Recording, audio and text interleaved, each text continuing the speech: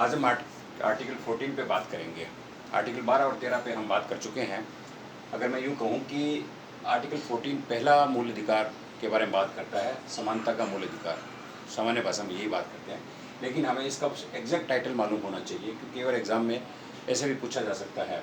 विधि के समक्ष समता, equality before law, ये इसका जो एग्जैक्ट टाइटल है वो ये है आर्टिकल 14 का, विधि के समक्ष समता। अब इसके मैंने कुछ पार्ट किए हैं आसानी से समझाने के हिसाब से, आप इसको थोड़ा समझने की कोशिश करें। राज्य, आर्टिकल 12 में जो राज्य की परिभाषा दी है उससे मतलब है राज्य।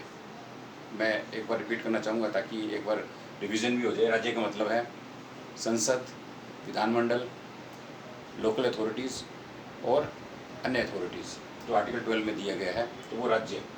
भारत के राज्य क्षेत्र में ध्यान देने की जरूरत आवश्यकता है। भारत के राज्य क्षेत्र में किसी व्यक्ति, या वर्ड यूज़ किया गया व्यक्ति, तो व्यक्ति को मैंने देखिए यहाँ थोड़ा डिटेल से बताने की कोशिश की है। व्यक्ति का मतलब जिसमें नागरिक भी आएंगे, विदेशी नागरिक भी और विधिक व्यक्ति। तो एक तरह से व्यक्ति 3 तरह के हो गए, नागरिक, विदेशी नागरिक और विधिक व्यक्ति।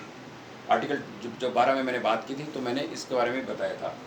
तो किसी व्यक्ति को विधि के समक्ष समता, या दो आप देखिए फ्रेजेस यूज़ किए गए हैं। विधि के समक्ष समता मतलब इक्वलिटी बिफोर लॉ, और सेकेंड विधियों के समान संरक्षण यूज किया। एक तरह से दो अलग अलग बात है।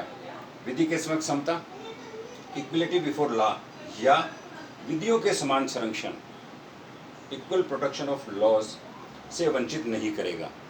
कौन वंचित नहीं करेगा? राज्य। किसको वंचित नहीं करेगा? व्यक्ति को। ये मैंने 3 तरह से बताया। किससे वंचित नहीं करेगा? इन दो जो अधिकार है उसके, विधि के समक्ष समता से और विधियों के समान संरक्षण से। यह मैं थोड़ा सा आपको बताना चाहूँगा ताकि थोड़ा ध्यान दीजिए। देखिए यहाँ इन्होंने वर्ड यूज़ किया विधि, equality before law, singular word है ये, और यहाँ पे है विधियों, इक्वल प्रोटेक्शन ऑफ लॉ। यहाँ ये भी बताना चाहूँगा कि ये जो वर्ड है विधि के समक्ष समता, ये जो इंग्लैंड का संविधान है वहाँ से ये लिया गया है, और विधियों के समान संरक्षण जो ये एक तरह से पूरा जो वाक्य है ये लिया गया है अमेरिका के संविधान से। और ये दोनों जो वाक्यांश है ये जो यूनाइटेड नेशंस का चार्टर है उसमें दिया हुआ है। अब जो नेक्स्ट वीडियो पे जिसमें अपन बात करेंगे, क्योंकि छोटे छोटे अपन वीडियोस बना रहे हैं, तो उसमें अपन बात करेंगे कि जो अभी लास्ट ईयर IAS का एग्ज़ाम हुआ था, तो उसमें AB डाइसी जो इंग्लैंड के बहुत फेमस जूरिस्ट हैं, उनकी एक थ्योरी है रूल ऑफ लॉ। उस पर IAS के एग्ज़ाम में, प्री के एग्ज़ाम में क्वेश्चन पूछा गया था।